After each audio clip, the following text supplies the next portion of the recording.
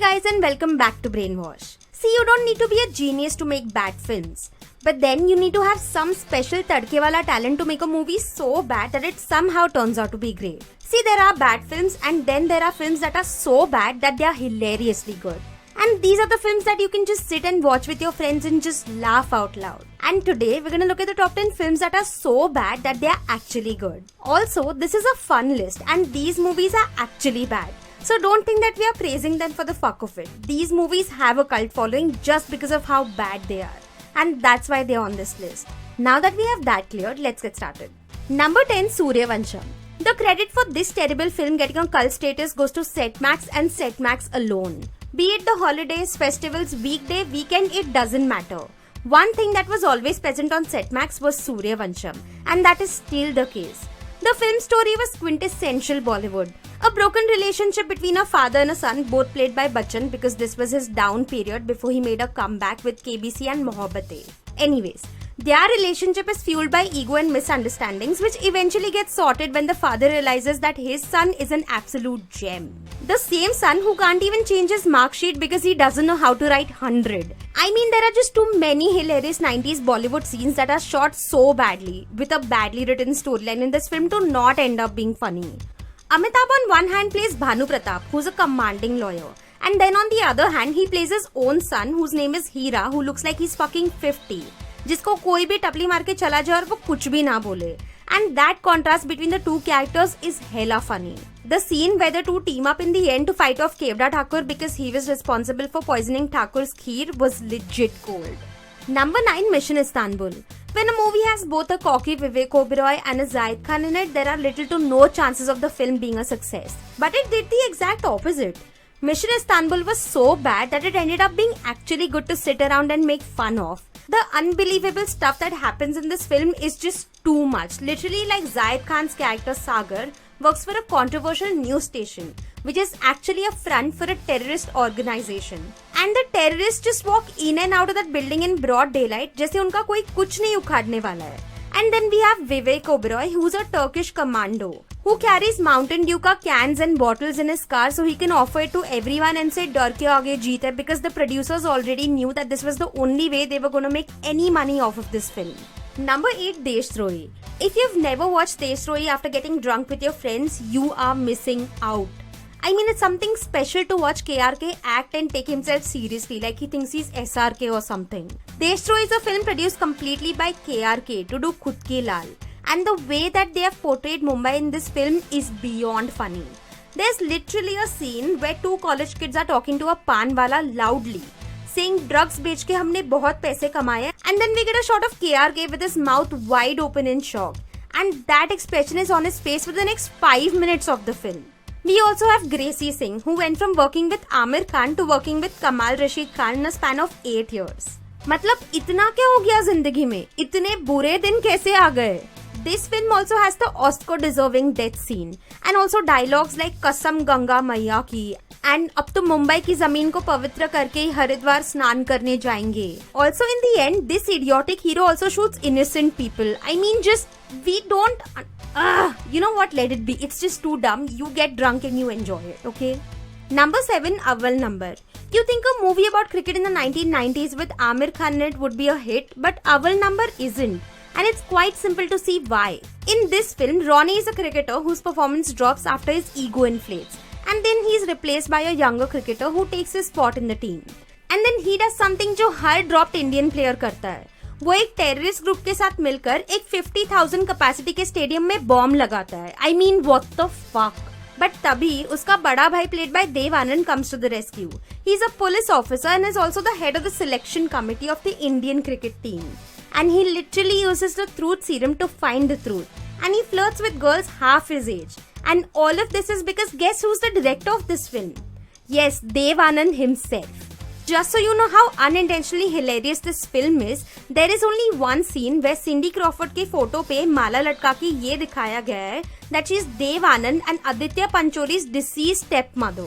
What more proof do you need that this film is just there for us to laugh out loud? Number 6, Suryavanshi.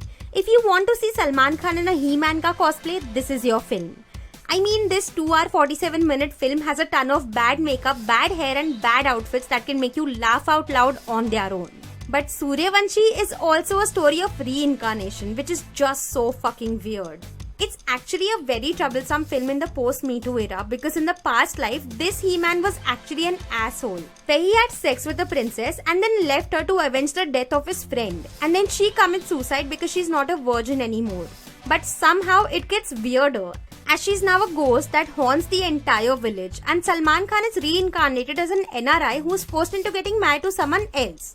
Matlab, this is the film that shows everything that was wrong with our society. Spoiler alert, in the end also, it's the ghost of the girl who was cheated that apologizes and leaves. I mean, it's fun to see how much our society has progressed through such bad films. Plus, it's always fun to see Salman Khan overact and fight with 2 leopards and whatever this creature is. Number 5, Pramagan. This movie has the worst debutantes of all time in Bollywood, and that is one of the main reasons why this movie failed. Yeah, Fardeen Khan won the Best Debut award for this movie, but I already ranted about it before, so yeah. In true Bollywood style, Feroz Khan wanted to give his son his dream debut, so he went and chose the typical Bollywood plot. That is, boy meets girl, girl is rich, boy is poor, they fall in love, girl's father doesn't agree, so he comes up with a plan to break them up and then sends her to another country. But in the excitement of giving his son his dream debut, Feroz Khan forgot about everything else, like teaching his son how to act. At one point in the film, the heroine says that she wants to jump off a cliff to face death in its face. And he agrees. And they jump off.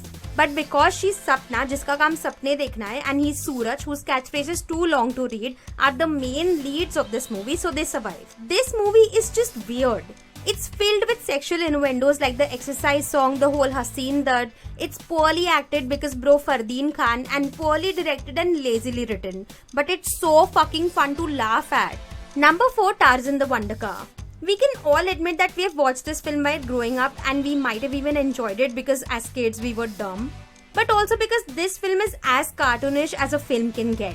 I mean, Ajay Devgan is killed by his partners who then drown him in his own car and then steal his design. But later, Ajay Devgan's kid finds the car and this intern of a mechanic single-handedly turns this junk of a car into a super race car. And then आता है typical Bollywood. Car में अजय देवगन की आत्मा है. And then the car does everything. It avenges its own death, it helps this guy get Aisha Takia, and it even repairs itself. Basically, it does everything but eat Vimal Pan Masala. Also, despite being made for the young viewers, this movie has 5 murders, all shifting from terrifying to plain hilarious. And that is the apt description for this film. It's terrifying without a drink in your hand and plain hilarious with one. Number 3, मैं प्रेम की दीवानी हूँ. You were waiting for this, weren't you? The characters in this movie are so weird. Sanjana is always on a hormonal high and she's obsessed with herself. And then we have Prem played by Hrithik Roshan, whose performance literally disrespects Charlie Chaplin. With the enthusiastic Kareena and the overly enthusiastic Hrithik, we have Abhishek Bachchan who also plays Prem, but the rich one who's just snoozing throughout the movie.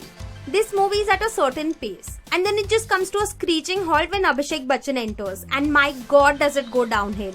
Well, there wasn't any hill to start with, but okay. Okay, so Booraj Barjatya worked with labels for this movie as opposed to character traits. Kareena Kapoor is Papa Ki Pari, Hrithik Roshan is charming hunk, Abhishek Bachchan is rich and smart so वो कम बोलता है.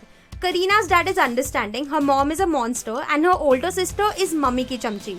And like every other movie, they end up together, and if they ever had a kid, it would be Ranveer Singh but less annoying. When you watch it now, you can't help but ridicule this movie. Because movie mein story hai, but all the additives are just too much. CGI doggy who's a Loki sniper, a parrot who's a Bollywood buff, her friends who are just ugh.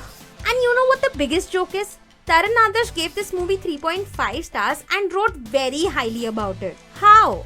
How is this guy credible? Seriously?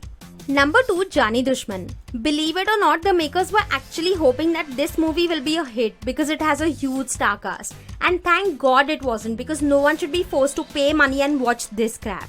For starters, this movie is littered with ads. At one point, the camera is pointed at a TV and then an ad is playing on it. Dude! Also, the story is just weird. Manisha Koirala gets attacked by a couple of guys in college and Sunny Deol saves her. And instead of rusticating them, the principal asks them to apologize to her.